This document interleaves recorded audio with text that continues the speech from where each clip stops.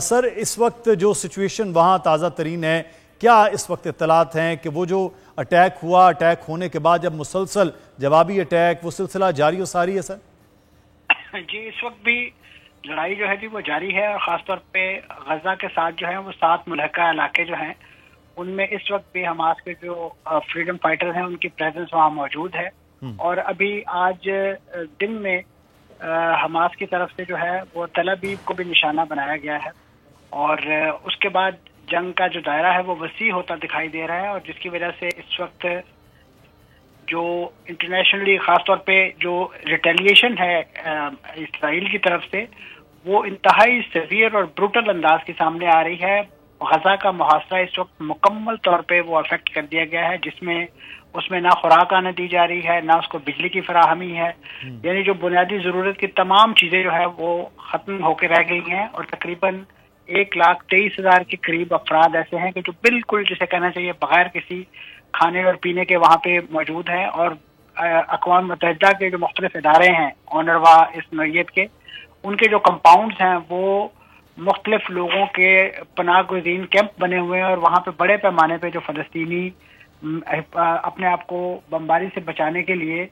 وہ وہاں پہ ایک بیٹھے ہیں، اور ان کو اور اونروا اور یو این خود اپیلیں کر رہا ہے کہ ہمارے جو اسٹیشنز ہیں جو ڈکلیئرڈ ہیں وہاں میپ سے بھی ڈکلیئرڈ ہیں، اور اسرائیل کو بھی معلوم ہے کہ انہیں بمباری کا نشانہ نہ بنایا جائے، لیکن کیونکہ غزہ کا شہر جو ہے وہ اتنا ڈینسلی پاپولیٹڈ علاقہ ہے کہ وہاں جو کولیٹرل ڈیمیج ہے اس کے امکان کو آپ رول آؤٹ نہیں کر سکتے، جس کی وجہ سے فلسطینیوں کو اس وقت انتہائی گمبھیر صورتحال کا سامنا ہے، اور اس سے بڑھ کر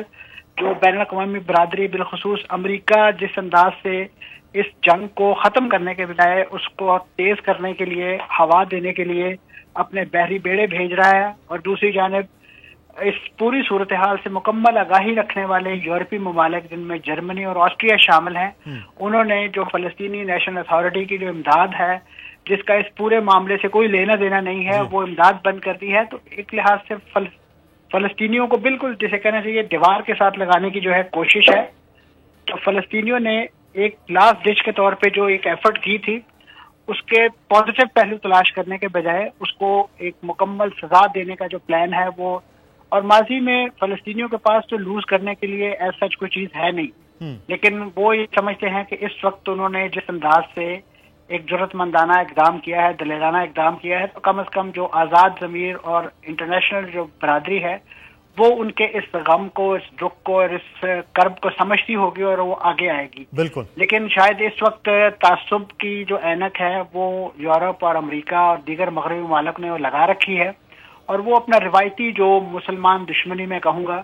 اس کا مظاہرہ کرتے ہیں۔ سبسکرائب کریں اور بیل دبائیں تاکہ کوئی خبر رہ نہ جائے۔